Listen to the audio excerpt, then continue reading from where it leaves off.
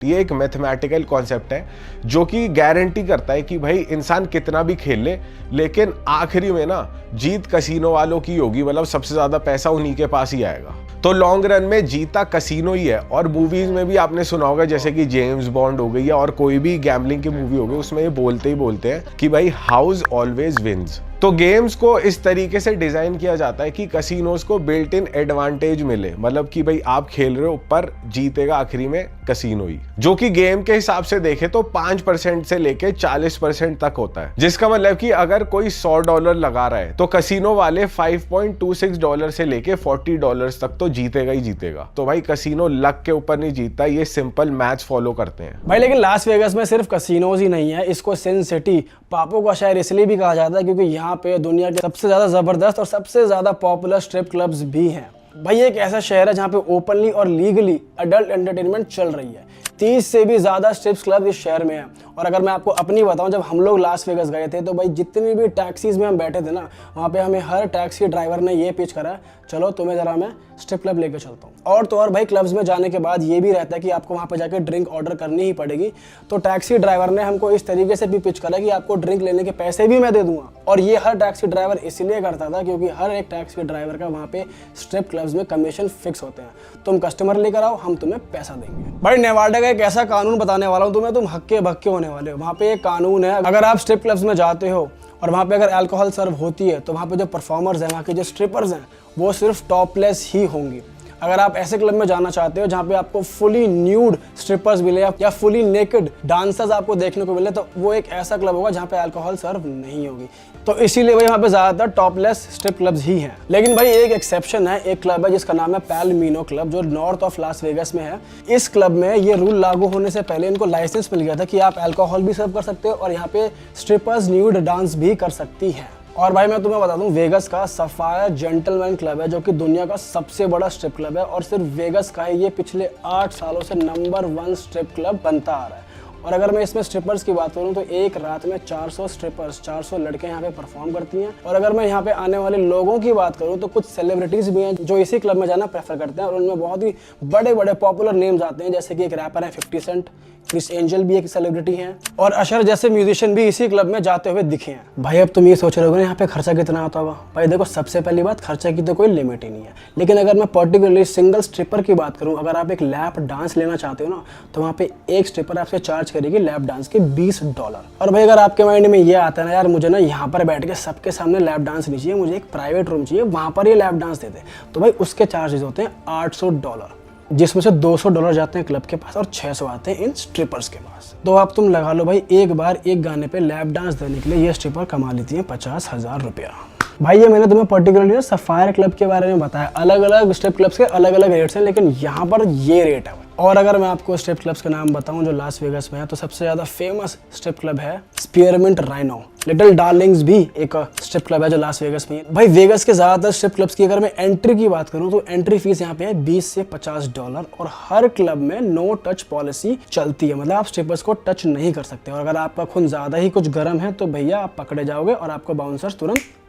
Adult film industry का vagus से बहुत ज्यादा क्लोज कनेक्शन है। अगर एलए के बाद कहीं ऑन वीडियो शूट होती है तो वो वेगस है। एलए में एक कानून पास हुआ था जो ये स्टेट करता है कि शूटिंग के दौरान मेल एक्टर्स को प्रोटेक्शन लगाना मैंडेटरी है। और जैसे ही ये रूल पास हुआ तो इंडस्ट्री का कुछ हिस्सा वेगस शिफ्ट हो गया, क्योंकि वेगस में ऐसा कोई रूल नहीं था। और वेगस में किसी की भी प्राइवेट प्रॉपर्टी पे अलाउड था ऑन वीडियो शूट करना, और जबकि लॉस एंजलिस में परमिट लेना जरूरी था। और एडल्ट फिल्म इंडस्ट्री का सबसे बड़ा इवेंट जिसका नाम है एवीएन एडल्ट एंटरटेनमेंट एक्सपो, ये एक ऐसा इवेंट होता है जैसा कि इंडिया में बॉलीवुड स्टार्स के लिए फिल्म फेयर है या हॉलीवुड स्टार्स के लिए ऑस्कर है, तो ऑन स्टार्स का ये सबसे बड़ा इवेंट है। और इस इवेंट में ऑन एक्टर्स को अलग अलग कैटेगरीज का अवार्ड भी मिलता है, और भी अलग अलग कैटेगरीज होती है जिनका नाम मैं नहीं ले सकता। लास वेगस की यही open adult night life single लड़कों के लिए सबसे बेस्ट डेस्टिनेशन मानी जाती है। और यहाँ पर वो सारी चीजें होती हैं जिनसे लड़कों को दूर रखा जाता है, पर लड़के फिर भी इसी तरफ खिंचे ही चले आते हैं, जैसा कि होता ही है। और वेगस में प्लैनेट 13 नाम की डिस्पेंसरी है जो चरस, गांजा और भांग की सबसे बड़ी डिस्पेंसरी है। तो वही लगा लो किस लेवल के नशे हो रहे हैं यहाँ पर। और आपने वेगस की ये फेमस लाइन तो सुनी होगी, what happens in Vegas stage in Vegas. तो भाई यहाँ पर डेली लाइफ के जो रूल्स है ना वो अप्लाई ही नहीं होते। तो यहाँ पर जो मर्जी करो, जो कैरेक्टर बनना है वो बनो, जो मस्ती करनी है वो करो। वेगस एक तरीके से खुली छूट तो देता है, पूरा फ्रीडम देता है, लेकिन केयरफुल रहना भी बहुत ज्यादा जरूरी है, क्योंकि यहाँ पर स्कैम्स भी बहुत ज्यादा होते हैं। अगर कोई इंसान बार में जाता है और उसको कोई लड़की दिखती है अकेले ड्रिंक पी रही होती है, तो भाई उसको अप्रोच मत करो, क्योंकि हो सकता है कि वो एस्कॉर्ट ही हो। या फिर अगर कोई लड़की आपके पास बात करने आ रही है स्पेशली, तो भाई पहले से समझ जाओ कुछ स्कैम हो सकता है या वो भी कोई एस्कॉर्ट हो। और अगर गलती से उसके साथ चले गए और किसी प्रोस्टिट्यूशन स्टिंग में फंस गए तो भाई जेल तक हो सकती है, क्योंकि क्लार्क काउंटी जहां पर लास वेगस है वहां पर प्रोस्टिट्यूशन पूरी तरह से इलीगल है। ये एक्टिविटी अलाउड ही नहीं है वहां पर। तो मस्ती के साथ साथ आसपास क्या हो रहा है इसका ध्यान रखना बहुत ज्यादा जरूरी है। भाई ऐसा नहीं है कि पूरे वेगस में सिर्फ कसिनोज और स्ट्रिप क्लब्स ही हैं। वहाँ के नाइट क्लब्स और वहाँ की पार्टीज इतनी क्रेजी है ना कि मैं आपको क्या बताऊं। वेगस में one of the best night clubs of the world है। और सिर्फ नाइट क्लब्स ही नहीं भाई, वेगस में पूरे टाइम पार्टी चलती रहती है। कहीं पूल पार्टी चल रही है, कहीं क्लब पार्टी चल रही है, कहीं कोई पार्टी चल रही है, कहीं फोम पार्टी चल रही है। कुछ ना कुछ हमेशा चलता ही रहता है। और वहाँ पे आपको आपके फेवरेट सेलिब्रिटीज इतनी आसानी से देखने को मिल सकते हैं ना। जैसे यहाँ पे अगर कोई इंटरनेशनल डीजे आता है तो कितनी भीड़ होती है, कितने बैरिकेड्स होते हैं, कितने महंगे पासेस होते हैं। लेकिन ऐसा वहाँ पर बिल्कुल नहीं है। वहाँ पे भाई नॉर्मल नाइट क्लब्स में भी बड़े से बड़े सेलिब्रिटीज आकर प्ले कर रहे होते हैं। इसे कहते हैं वेगस रेजिडेंसी। इसमें क्या होता है भाई, वेगस के जो बड़े बड़े होटल्स हैं, उनके जो बड़े बड़े क्लब्स हैं, वो सीधी पार्टनरशिप कर लेते हैं आर्टिस्ट के साथ। नंबर ऑफ शोज बुक कर लेते हैं, उनके एक पर्टिकुलर डे बुक कर लेते हैं कि इस दिन आप हमारे क्लब में ही बजाओगे। तो ऐसे बड़े से बड़े सेलिब्रिटीज आपको वहां के क्लब्स में परफॉर्म करते हुए दिख जाएंगे। भाई पहले क्या था, आर्टिस्ट ये सोचते थे कि ये वेगस रेजिडेंसी वाला सीन हम तब करेंगे जब हमारा करियर ड्रॉप हो रहा होगा। लेकिन कैनेडियन सिंगर सेलिन डियोन ने इसको तोड़ा। उन्होंने वेगस रेजिडेंसी तब साइन करी जब उनका करियर एकदम पीक पे चल रहा था। उन्होंने सीजर्स पैलेस के साथ अलग अलग फेज में टोटल 1100 शोज करे भाई। और एक शो की फीस उनकी लगभग होती थी $5 लाख के करीब। एक शो की आप बिलीव कर रहे हो, 1100 शोज उन्होंने करे तो उन्होंने कितना पैसा बनाया। और अगर आर्टिस्ट इतना पैसा बना रहा है तो भाई क्लब कितना पैसा बना रहा होगा। ऐसे ही जेनिफर लोपेज ने भी 2 साल तक प्लैनेट हॉलीवुड के एक्सेस थिएटर में परफॉर्म किया और उनकी फीस थी लगभग $3.5 लाख। तो भाई सोचो उन्होंने भी अपने शोज से कितना ज्यादा पैसा कमाया।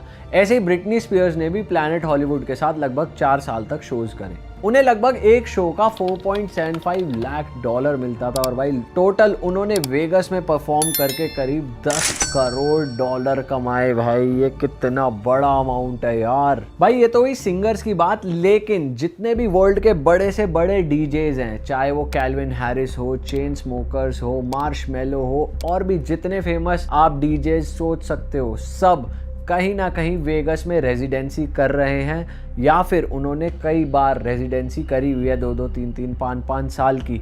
तो हफ्ते में 1, महीने में 2 ऐसे कुछ शोज उनके फिक्स्ड होते हैं जो वेगस में आपको देखने को मिल जाएंगे। अरे वाह, आपने ये वीडियो यहाँ तक देख ली भाई, तुमने हमारी मेहनत सफल कर दिया। तुम ही लोग हो असली रियल हिट। और अगर आपको बहुत मजा आ रहा है ऐसी क्लिप्स में, ऐसी वीडियोस में, तो फटाफट जाइए प्लेलिस्ट पे बिंज वॉच कीजिए और सारी वीडियोस देख डालो और मौज काटो। That is it. हम मिलेंगे नए पॉडकास्ट में, नए क्लिप में। Till then bye bye, see you, take care, do subscribe.